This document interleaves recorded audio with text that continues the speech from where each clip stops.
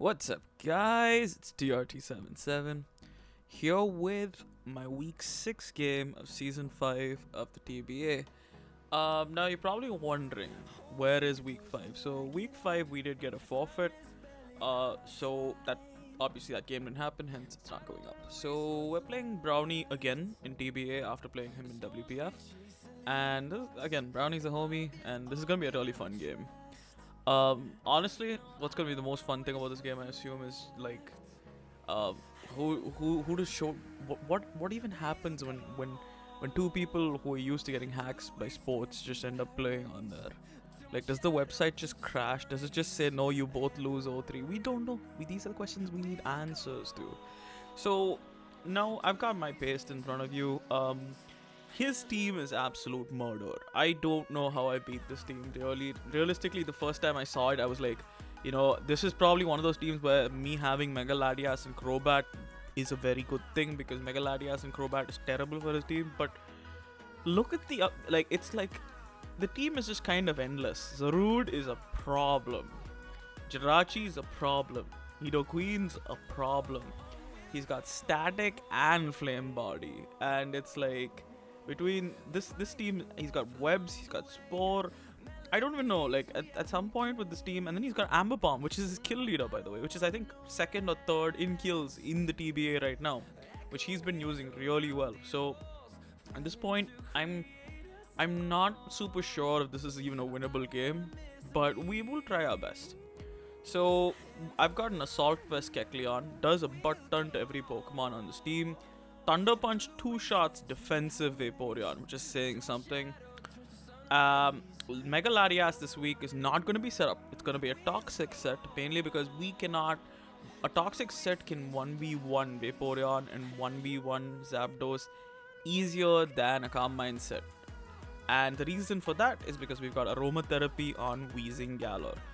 Now, I'm the kind of person who never wants to bring Wheezing Galar in a game where there's any form of Nido, whether it's Nidoking or Nidoqueen, because there's very little Wheezing Galar actually does. And even on the set, we have like Overheat will take it down about 30%. That's about it. But knowing that it's Nidoqueen, and knowing that the way I built with Brownie in the past, he's gonna bring Life Orb. He does love the subset. So we're gonna have to predict and double. That is a very big issue with Wheezing Galar in this game. If we are to bring it in to do anything, it has to predict and double. Fire Blast didn't always break sub depending on his spread on Nidoqueen, so there was a reason I couldn't run Fire Blast even. So our next mon is Gamora. Sneasel's coming back, Life Orb set. I am honestly going for game with Sneasel like turn 1. I'm just gonna say that right now, because I realize one thing is that my like, if I let him sit and click U-turn the whole game with Ambipom, there is no way I win this game. If I let him click knockoff with Ambipom, there is no way I win this game. So I've got triple axle, ice shard, knockoff, protect. I know having protect and inner focus is both kind of hilarious, because even though fake out doesn't kill us, triple axle will kill him. So why would I click protect? For me, well, I'm gonna click protect and see if I can win the speed tie, or check if he's adamant, because I am assuming he's going to be adamant, because adamant probably gives him the best chance. It's a very small chance at a 2-hit KO on Ladias. But so I'm hoping he's adamant, because we will totally take him out with triple axle turn 1, and that's what Sneasel's here to do. Ice Shard is nice, I guess. If I see Zapdos and Moltres, and like if I see a need to keep this mon around, yes. And the thing is, Sneasel lead also prevents Smeargle from doing anything, which is great. Triple axle, if it hits 3 times, Smeargle's out. So kind of hoping that that's how we start off the game. And our last 2 Pokemon, this is a very intricate Magma spread, because for one, this Magma can Toxic things. Psychic is a 2-shot on Nidoqueen, and Earth Power, I think, kills us 6.3% of the time if he's max modest, I think. Otherwise, I think I'm pretty sure we EV deliver on Earth Power for sure. I'm not exactly sure that calc, but we take a hit from basically everything on this team, and Fire Blast chunks half his team. Psychic does a lot. Toxic will chip down Moltres. Toxic will get to Zapdos. Scorching Sands is a decent mid-ground play if we can fish for a burn. So, and that spread is very intricate because we don't get one shot by absolutely anything on this team. 32 speed is 32 speed timid outspeeds modest Nidoqueen. So we should be able to outspeed in 2-shot Nidoqueen if we're in a 1v1 situation. Then our last Mon, which I think is our win con, is Nasty Bat, Crobat. I've not got Giga Drain, and you probably noticed that. And the reason I don't have Giga Drain is I just couldn't fit a move that only hits one of his Pokemon super effectively, especially when I desperately need Sludge Bomb, Air Slash, and Heat Wave on this set. So, this is the set we're going in this game with, guys, and I think I'll just catch you guys in the game next. Now jumping into the game, guys. As you can see, he has not brought Vaporeon, which I'm kind of happy to not see, but I think Vaporeon would have actually been better than the team he brought because this team's hella offensive. He's got a Aromatisse and he's got Zarude, which is making me think straight off the bat this is a setup Zarude. And we really don't check setup Zarude, honestly. If Weezing goes down, we're going to have huge problems with Zarude. But it should, if it's a setup Zarude, it would be slower than when Crobat. So there is always that. Outside of this, I'm going to stick with my lead. We don't see Smeargle, but I'm going to stick with my lead. I assume he's going to leave Ambipom. And let's just jump into it. He does lead Ambipom. And here I'm just going to click Protect first. I think maybe this was a misplay. Maybe I could have just let him fake me out. And then we lose the speed tie. And he's going to knock out Sneasel turn 2. So yeah, going for the speed tie was probably not the highest percentage play off the bat. But this was just like something we had to do early game. Because if I had to take a chance to kill something that would have given me the most value for killing it, it was Ambipom early this game. Depending on how he played it. But now we're going to go into Magmar on Jirachi, and he goes into Minelli, and we miss the Fire Blast. Now, normally I'd be pissed about hacks, but you know, we're playing Brownie, and like, while I may be something of a hacks man myself, we're playing the hacks deity right now. And I'm just gonna click Toxic here, and he misses the Toxic, and there you go, we get it back the very next turn. And now I'm just gonna switch out into Crobat. I don't see a reason not to. He clicks Aromatherapy, so he was planning around that as well. Here I'm just gonna click Sludge Bomb, and it does a butt ton, and we get the poison on Zapdos. So that tells me that this Zapdos is 100% like not Spadef. It is probably definitely bulky because it didn't take that much because we are max special attack Life Orb. But he's probably Fizz Def Zapdos, if anything. And he's pressured, not static, so that's worth noting. And he does Roost. Obviously, we had to switch out there because we have to scout in that position for Scarf Zapdos. We can't afford to just lose Crobat. You know how important Crobat is in this game.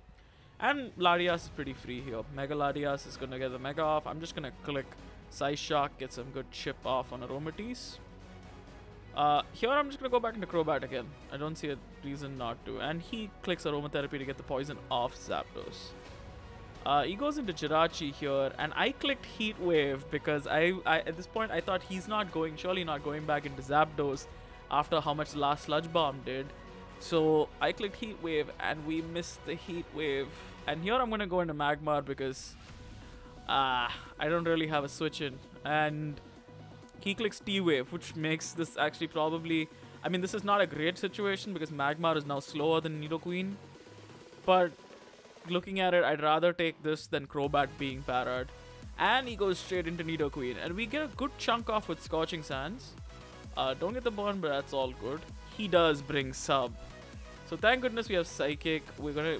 He has to hit us here. And now can we take out it? No, we get parried.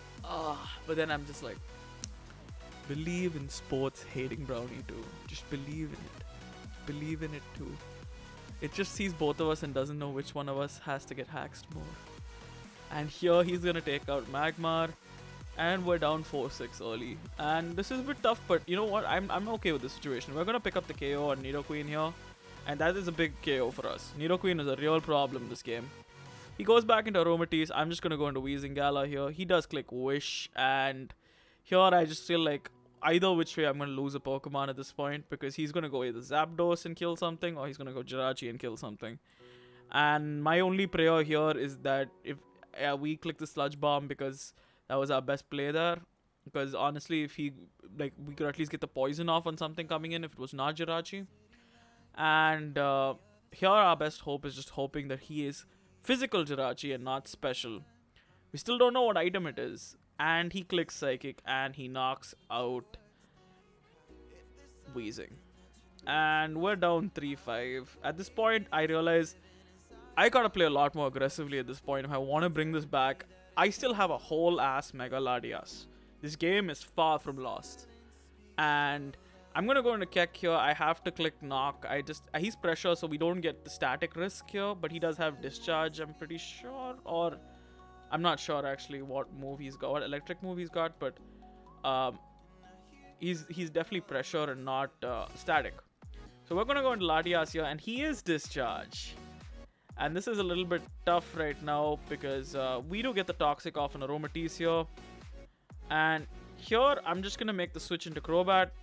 He does click Moonblast, but he does not get the special attack drop, which is important. Even though it's a 10% drop, that's definitely not a 10% drop in Showdown's code.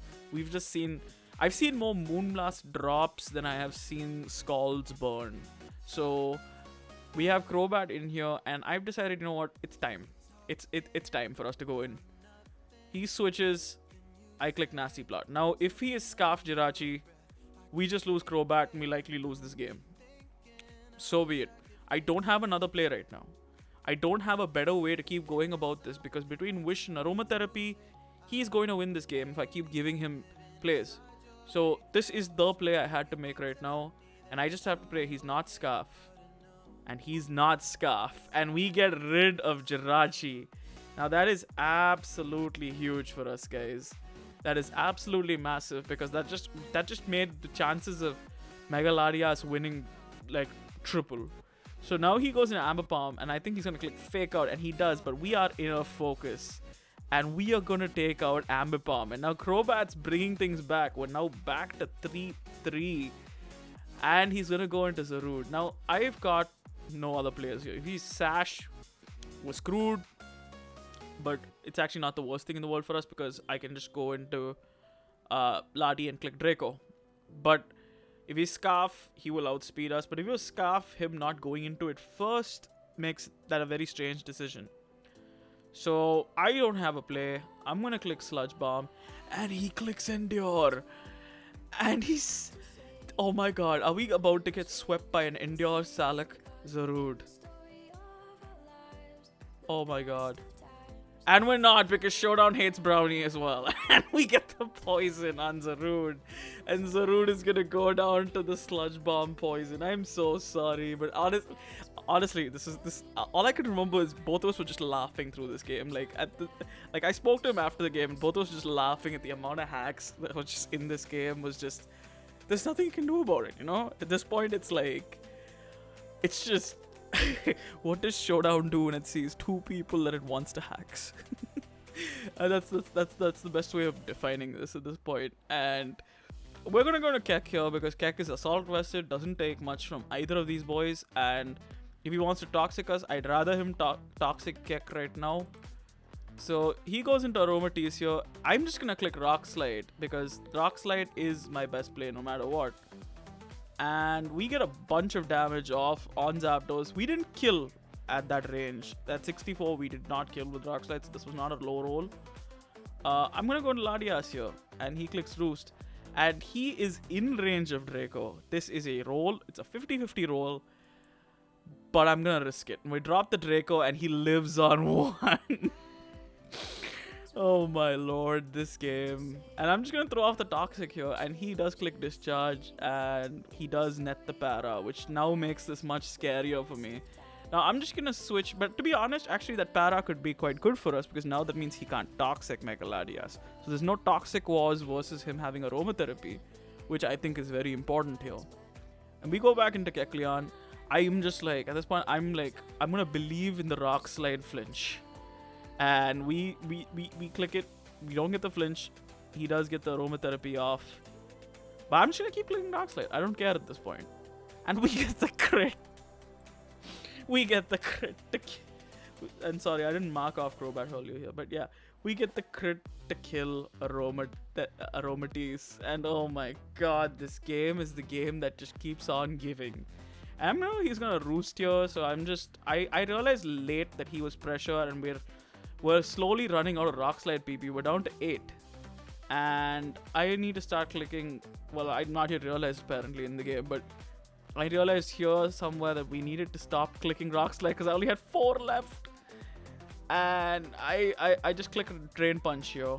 And he's at 41. If he clicks Hurricane here, all we have to do now is just hit this Rock Slide and we win, guys. Oh, we're confused. And we missed the Rock Slide. This game is the game that keeps on giving. That's all I can say. At this point, I'm gonna speed this up a bit because all I'm going for here, and he misses the Hurricane. Of course he does. So he's down to 60. Every turn is gonna be one of us getting hacks because that's how this game works. And I'm trying to exhaust roosts. He's down to 7 roosts. I'm just gonna go exhaust as many roosts as possible. My best chance of winning this game is with Mega Latias at this point because I don't have Rock Slides left. So I cannot one-shot him even at 60 or 50.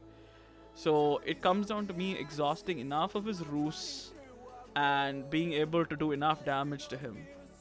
So he does go for the discharge here. I'm going to keep clicking knockoff. He does roost. I'm going to click drain punch here. And he lands the Hurricane, we're dead. And he does. And Kecleon goes down. But Kecleon put in the finest of work this game. I will give this one all the props. And shout out Ari, because Ari is the one who told me to draft this thing. Kecleon has put in the finest of work this season, in my opinion, as a tier 5 Pokemon, as a tier 5 Assault Westmon. Protean is just such a good ability. And now it's down to Mega Latias, as always, with this team. And he misses the Hurricane. The Hurricane didn't do too much. I think it was like 25 to 30, give or take. But it was a 3-hit KO. If we got paralyzed 3 times, we were screwed. So I have to just keep clicking Psyshock here because if I could click Recover, but like at this point, I need to get the damage off. And we do have him in range. He does land the Hurricane, but we don't get parad, and we are going to take out Zapdos and win the Hacks Bowl. I mean, win the game.